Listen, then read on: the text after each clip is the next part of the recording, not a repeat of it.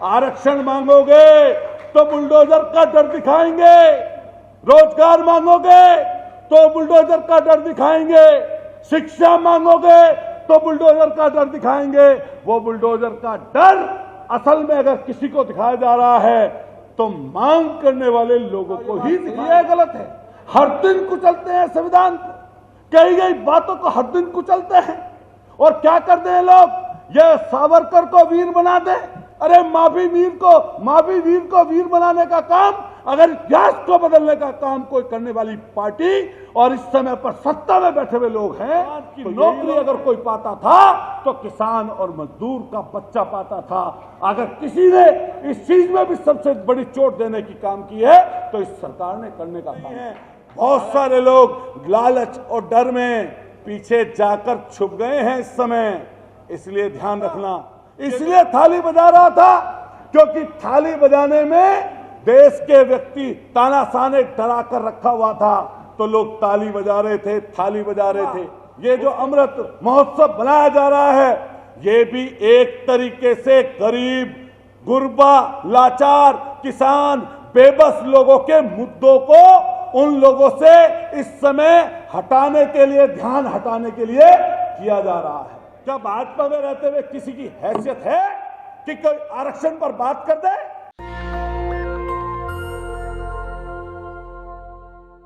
187वें number पर मैंने शपथ ली थी और मुझसे पहले तमाम जिलों के लोग शपथ ले चुके थे, जिनमें कई लोग ऐसे थे जो बाबा साहब द्वारा संविधान के आरक्षण के द्वारा ही बनकर उस सदन में पहुंचे थे। लेकिन उनकी हिम्मत कुव्वत इसलिए नहीं थी बाबा साहब का नाम लेने की कि कभी सरकार नाराज ना हो जाए। मैं जब देखता हूं सदन में और अपने जीवन के बारे में सोचता हूं, मां और बाप को बचपन में खोया, न विरासत, न पैसा, न धन, न दौलत, उन सारी लड़ाइयों को लड़ते हुए अगर उस सदन तक जाने का मौका मुझे मिला तो सिर्फ बाबा साहब भीमराव अम्बेडकर के द्वारा, संविधान द्वारा मुझे मिला। बोले मेरे जैसा व्यक्ति कभी उस सदन का सदस्य ना होता, कभी मैं सदस्य नहीं बन सकता था। और जब एकाएक मैं मंच की तरफ पहुंचा, शपथ ली, तो मैंने गर्व से ये बात कही, जय भीम। गर्व से बात कही, जय भीम, जय भारत। मैंने उस समय क्या देखता हूं, जो लोग 52 साल तक अपने मुख्यालय पर झंडा न फहराए हो, जो सिर्फ और सिर्फ जबान पर वोटों के लालच के वजह से बाबा साहब का नाम बोलते हो, जैसे ही मैंने जय भीम बोला तो उस सदन में उत्तर प्रदेश के मुख्यमंत्री मौजूद थे। उस सदन में तमाम वो लोग मौजूद थे जो अपने आप को तथाकथित अंबेडकरवादी कहते हैं। जैसे ही जय भीम का उद्घोष किया तो मैंने उनको हंसते हुए देखा, क्योंकि शपथ के बाद उद्बोधन, भाषण, वक्तव्य नहीं हो सकता था, नहीं तो उनकी आंख में आंख डालकर उसी समय उनकी हंसी का जवाब अतुल प्रधान देता, उसी समय देता। मैं आज का समय देखते हैं हम और आप किधर की तरफ जा रहे हैं। मैं तो धन्यवाद देना चाहता हूं, साधुवाद देना चाहता हूं आदरणीय आरपी सिंह जी को और इस बैठी हुई जमात को, जो इस सरकार की आंखों में आंख डालकर समाज के दबे कुचले, लाचार, शोषित, वंचित और गरीब वर्ग की बातों को उठाने का काम कर रहे हैं। अधिकतर लोग तो डर गए हैं, सहम गए हैं, कहीं ईडी ना पहुंच जाए, कहीं इनकम टैक्स का अधिकारी रेड ना कर दे, कहीं आपके यहां अभी जैसा कि बोल के गए पूर्व सांसद जी, कहीं एनआईए ना पहुंच जाए, आतंकवादी घोषित ना कर दे। तो मैंने सदन में कई लोगों को देखा, जब बोला करते हैं आदरणीय संजय सिंह जी, कभी भी कोई व्यक्ति वक्तव्य देता है, कोई भाषण देता है, अगर डर जाएगा तो शब्द खा जाएगा, और अगर शब्द खा जाएगा तो चीजें पूरी नहीं बोल पाएगा। 2 चीजें, बल्कि 3 चीजें, डर और लालच किसी की जबान से निकले वाले शब्दों को रोक देते हैं। अगर डर जाता है व्यक्ति तो नहीं बोल पाता पूरी बात। और अगर लालच में आ जाए, अगर लालच हो जाए तब भी नहीं बोल पाता। आजकल अधिकतर लोग ऐसे ही हो गए हैं, ना बोल पाते, ना कह पाते, ना उस चीज को आगे लेकर जाना चाहते। मैं तो आरपी सिंह जी से कहूंगा, और जितने लोग यहां पर बैठे हैं, मैं देख रहा था आज जब मेरठ से निकल कर आया तो भाजपा के होर्डिंग पोस्टरों से शहर फटे रहते हैं आजकल। काफी माल है, उसमें तो अडानी की जरूरत भी नहीं पड़ती। असीम अरुण आ रहे थे, पूर्व आईपीएस मंत्री हैं। मैंने देखा उनका व्यवहार सदन में सौम्य है, लेकिन कभी कभी चर्चा होती है कई लोगों से, अन्य अन्य लोगों से, तो मैं सोचता हूं कि इस आरएसएस रूपी जो ये तमाम चीजें सामने दिखाई देती हैं, जिन्होंने षड्यंत्र के तहत सारे आरक्षण को पहले ही बर्बाद कर दिया, पहले ही कुचल दिया, आज उनकी हिम्मत नहीं है किसी व्यक्ति की कि भाजपा में रहते हुए कभी आरक्षण की कोई बात कर दे। क्या ये बात सही है, गलत है? कोई बता दे बात। क्या भाजपा में रहते हुए किसी की हैसियत है कि कोई आरक्षण पर बात कर दे? मैं तो इससे पूछना चाहता हूं, देश के प्रधानमंत्री जी से पूछना चाहता हूं, आप बात बाबा साहब अम्बेडकर जी की करते हो, उनके ऑडिटोरियम की करते हो, तमाम तरह की चर्चाएं करना चाहते हो, जो जमात से नाम लेते हो। अभी 75वां ये जो अमृत महोत्सव बनाया जा रहा है, ये भी एक तरीके से गरीब, गुरबा, लाचार, किसान, बेबस लोगों के मुद्दों को उन लोगों से इस समय हटाने के लिए, ध्यान हटाने के लिए किया जा रहा है। ध्यान करिए, कोरोना का वो समय, जब कोरोना चल रहा था, देश भयभीत था, लोग डरे हुए थे, लोग सहमे हुए थे। उस सहमे हुए समय में देश के तानाशाह की तरफ से एक चाल फेंकी गई कि थाली बजाइए। मैंने देखा कि पूरा देश सड़कों पर आकर थाली बजा रहा था।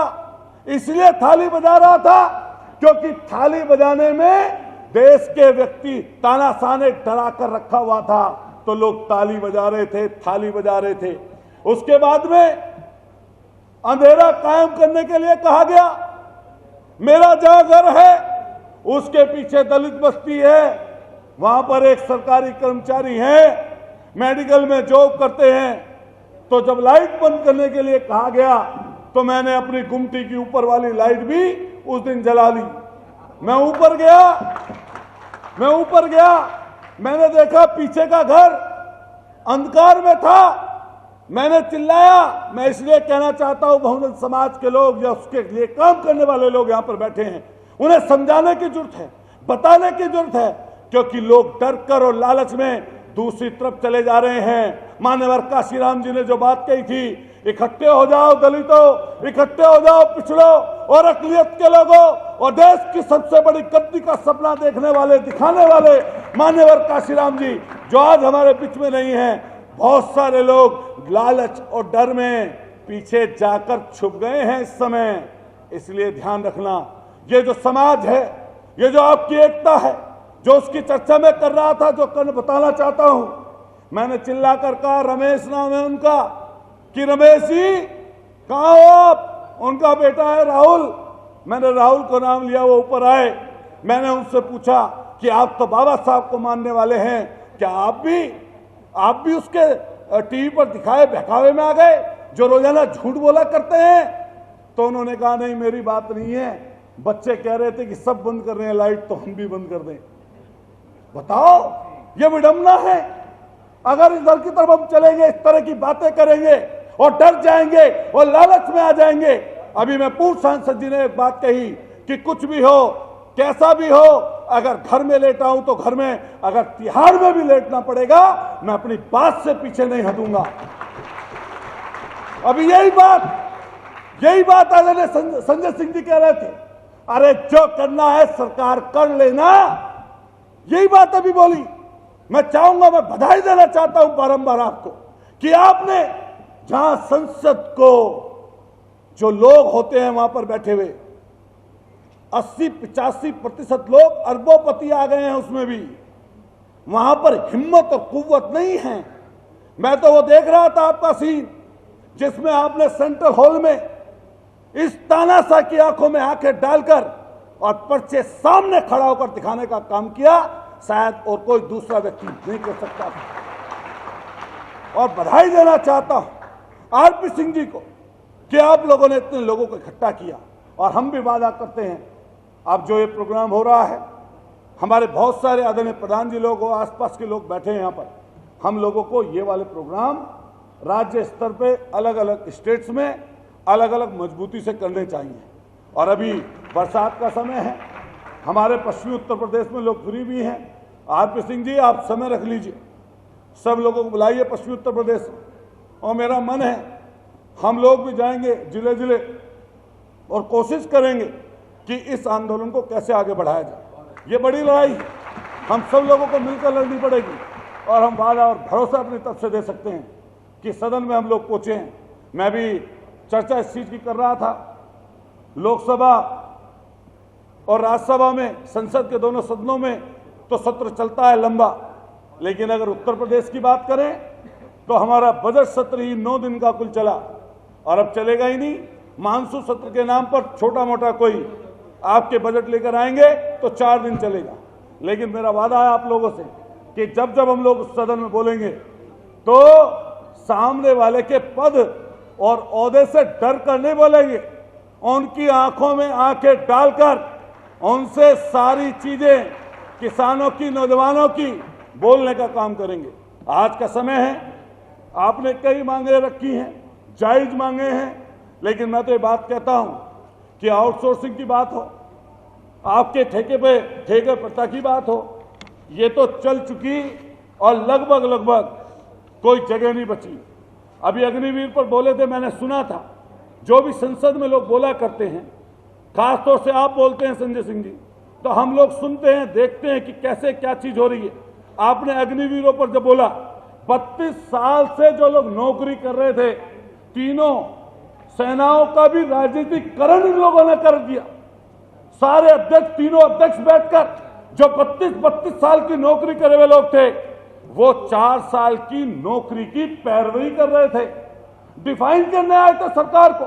शायद ऐसा इतिहास में पहली बार हुआ कि सरकार के द्वारा लिए गए निर्णय को सेनाओं के तीनों अध्यक्ष आकर सरकार की तरफ से प्रेस को संबोधित कर रहे थे। अरे शर्म आनी चाहिए, सेना का भी राजनीतिकरण कर रहे हो और उनको भी, उनकी हालत आपने क्या कर दी।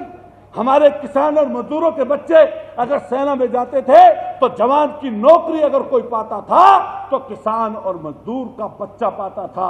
अगर किसी ने इस चीज में भी सबसे बड़ी चोट देने की काम की है तो इस सरकार ने करने का काम किया।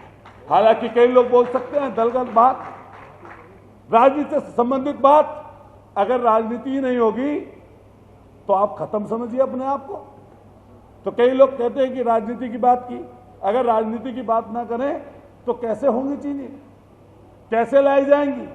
बखेर दिया ना आपको, बखेर दिया ना अलग अलग। उत्तर प्रदेश का चुनाव हो रहा था, मैं तो आपका धन्यवाद करूंगा, बाबा साहब का धन्यवाद करूंगा कि आप लोग हमारे क्षेत्र में इकट्ठे हो गए।